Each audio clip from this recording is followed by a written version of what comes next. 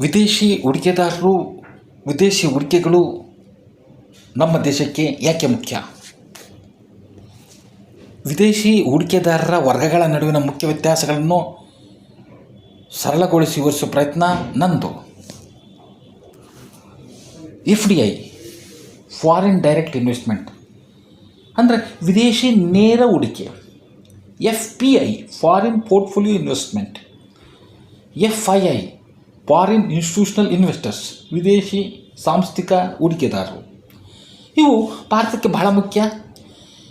ಇವು ದೇಶದ ಆರ್ಥಿಕ ಬೆಳವಣಿಗೆಗೆ ಅಗತ್ಯವಾದ ಬಂಡವಾಳ, ತಂತ್ರಜ್ಞಾನ ಮತ್ತು ಉದ್ಯೋಗಾವಕಾಶವನ್ನು ತರುತ್ತವೆ. ಮೂಲಸೌಕರ್ಯ ಮತ್ತು ಉತ್ಪಾದನಾ ವಲಯಕ್ಕೆ ಅಗತ್ಯವಾದ ಹಣವನ್ನು ಒದಗಿಸಿ ದೇಶದ ಆರ್ಥಿಕತೆಯನ್ನು ಬಲಪಡಿಸ್ತವೆ. ಇದರಿಂದ ಆರ್ಥಿಕ ಬೆಳವಣಿಗೆ ಆಗುತ್ತದೆ. ವಿಶೇಷವಾಗಿ FDIಯಿಂದ ಹೊಸ ಕಾರ್ಖಾನೆಗಳು ಮತ್ತು ಕಚೇರಿಗಳ ಸ್ಥಾಪನೆಗೆ ಕಾರಣವಾಗಿ ಲಕ್ಷಾಂತರ ಜನರಿಗೆ ಉದ್ಯೋಗ ಸಿಗುತ್ತದೆ ಮತ್ತು ವಿದೇಶಿ ಹೂಡಿಕೆಯೊಂದಿಗೆ ಯಂತ್ರೋಪಕರಣಗಳು ಮತ್ತು ಹೊಸ ಕೆಲಸದ ಶೈಲಿಗಳು ಭಾರತಕ್ಕೆ ಬರ್ತವೆ. ಇದರಿಂದ ತಂತ್ರಜ್ಞಾನದ ವರ್ಗಾವಣೆ ಆಗುತ್ತೆ. FIಗಳು ಮತ್ತು FIಗಳು ಭಾರತೀಯ ಷೇರು ಮಾರುಕಟ್ಟೆಯಲ್ಲಿ ಹಣ ಹೂಡುವುದರಿಂದ ಮಾರುಕಟ್ಟೆಯಲ್ಲಿ ಚಟುವಟಿಕೆ ಹೆಚ್ಚಾಗುತ್ತದೆ. ಇದರಿಂದ ಷೇರು ಮಾರುಕಟ್ಟೆಯ ಬಲವರ್ಧನೆ ಆಗುತ್ತೆ. ವಿದೇಶಿ ಹಣವು ಡಾಲರ್ ರೂಪದಲ್ಲಿ ಬರುವುದರಿಂದ ಭಾರತದ ವಿದೇಶಿ ವಿನಿಮಯದ ಮೀಸಲು, ಫಾರಿನ್ ಎಕ್ಸ್ಚೇಂಜ್ ರಿಸರ್ವ್ಸ್ ಹೆಚ್ಚಾಗುತ್ತದೆ. ಇದು ರೂಪಾಯಿಯ ಮೌಲ್ಯವನ್ನು ಸ್ಥಿರವಾಗಿಡಲು ಸಹಾಯ ಮಾಡುತ್ತದೆ. ಹೆಚ್ಚಿನ ವಿದೇಶಿ ಹೂಡಿಕೆಯು ಭಾರತದ ಆರ್ಥಿಕತೆ ಮೇಲಿರುವ ನಂಬಿಕೆಯನ್ನು ಹೆಚ್ಚು ಮಾಡುತ್ತೆ.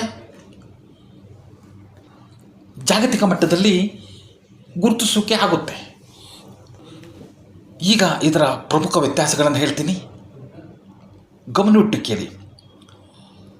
ಮೊದಲನೇದಾಗಿ FPI, ಫಾರಿನ್ ಪೋರ್ಟ್ಫೋಲಿಯೋ ಇನ್ವೆಸ್ಟ್ಮೆಂಟ್.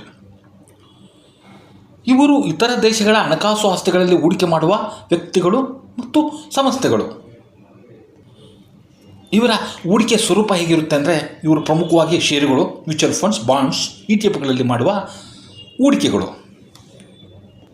ಇಲ್ಲಿ ಹೂಡಿಕೆದಾರರಿಗೆ ಕಂಪನಿಯ ನೇರ ಮಾಲೀಕತ್ವ ಮತ್ತು ನಿರ್ವಹಣೆಯ ಮೇಲೆ ನಿಯಂತ್ರಣ ಇರುವುದಿಲ್ಲ. ಇನ್ನು ಲಿಕ್ವಿಡಿಟಿ ಸುಲಭವಾಗಿ ಹಿಂಪಡಿಬೋದು.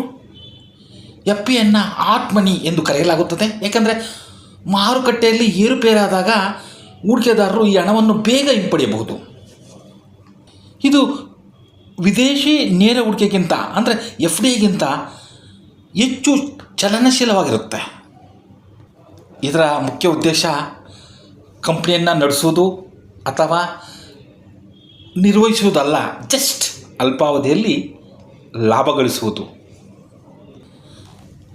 ಇದರಿಂದ ಆಗುವ ಪ್ರಯೋಜನಗಳು ಏನಪ್ಪ ಅಂದರೆ, ದೇಶದ ಷೇರು ಮಾರುಕಟ್ಟೆಗೆ ಹೆಚ್ಚಿನ ಬಂಡವಾಳ ಹರಿದು ಬರ್ತದೆ. ಮಾರುಕಟ್ಟೆಯಲ್ಲಿ ಹಣದ ಹರಿವು, ಲಿಕ್ವಿಡಿಟಿ ಹೆಚ್ಚಾಗುತ್ತೆ. ಇನ್ನು ಇದರಿಂದ ಆಗುವ ಅಪಾಯಗಳೇನು? ಜಾಗತಿಕ ಆರ್ಥಿಕ ಬದಲಾವಣೆಗಳಿಂದ ಹೂಡಿಕೆದಾರರು ಇದ್ದಕ್ಕಿದ್ದಂತೆ ಹಣವನ್ನು ಹಿಂಪಡೆದರೆ ದೇಶದ ಆರ್ಥಿಕತೆ ಮೇಲೆ, ಕರೆನ್ಸಿಯ ಮೌಲ್ಯದ ಮೇಲೆ ಕೆಟ್ಟ ಪರಿಣಾಮ ಬೀರಬಹುದು. ಎರಡನೇದಾಗಿ FIIs ಅಂದರೆ ಫಾರಿನ್ ಇನ್ಸ್ಟಿಟ್ಯೂಷನಲ್ ಇನ್ವೆಸ್ಟರ್ಸ್, ವಿದೇಶಿ ಸಾಂಸ್ಥಿಕ ಹೂಡಿಕೆದಾರರು. ಇವರು ಸ್ವಂತ ದೇಶವನ್ನು ಹೊರತುಪಡಿಸಿ ಬೇರೆ ಬೇರೆ ದೇಶದ ಹಣಕಾಸು ಮಾರುಕಟ್ಟೆಯಲ್ಲಿ ದೊಡ್ಡ ಮಟ್ಟದಲ್ಲಿ ಹಣ ಹೂಡುವ ವಿದೇಶಿ ಸಂಸ್ಥೆಗಳು. ಉದಾಹರಣೆಗೆ mutual funds, pension funds, hedge funds, insurance companies ಮತ್ತು ವಿದೇಶಿ ಬ್ಯಾಂಕ್ಗಳು ಸಹ ಸೇರುತ್ತವೆ. ಇವರ ಹೂಡಿಕೆ ಸ್ವರೂಪ, ಇವರು ಕೇವಲ ಲಾಭಕ್ಕಾಗಿ ಮಾತ್ರ ಷೇರುಗಳಲ್ಲಿ ಮತ್ತು ಬಾಂಡ್ಗಳಲ್ಲಿ ಹಣ ಹೂಡ್ತಾರೆ.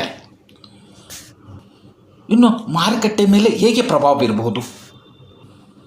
FIಗಳು ದೊಡ್ಡ ಪ್ರಮಾಣದಲ್ಲಿ ಹಣ ಹೂಡುವುದರಿಂದ ಇವರು ಷೇರು ಮಾರುಕಟ್ಟೆಯ ಏರಿಳಿತದ ಮೇಲೆ ಹೆಚ್ಚಿನ ಪ್ರಭಾವ ಬೀರ್ತಾರೆ. ಸಂಕ್ಷಿಪ್ತವಾಗಿ ಹೇಳುವುದಾದರೆ, ಇವರು ಭಾರತದ ಮಾರುಕಟ್ಟೆಗೆ ವಿದೇಶಿ ಬಂಡವಾಳವನ್ನು ತರುವ ಪ್ರಮುಖ ಶಕ್ತಿಗಳು. ಇನ್ನು ಮೂರನೇದಾಗಿ ಫಾರಿನ್ ಡೈರೆಕ್ಟ್ ಇನ್ವೆಸ್ಟ್ಮೆಂಟ್ಸ್, FDI. ವಿದೇಶಿ ನೇರ ಹೂಡಿಕೆ. ಒಂದು ದೇಶದ ಕಂಪನಿ ಅಥವಾ ವ್ಯಕ್ತಿಯು ಮತ್ತೊಂದು ದೇಶದಲ್ಲಿರುವ ಕಂಪನಿಯಲ್ಲಿ ಮಾಡುವ ಹೂಡಿಕೆ ಇದು. ಇದು ಕೇವಲ ಹಣ ಹೂಡೋದಕ್ಕೆ ಮಾತ್ರ ಸೀಮಿತವಾಗಲ್ಲ.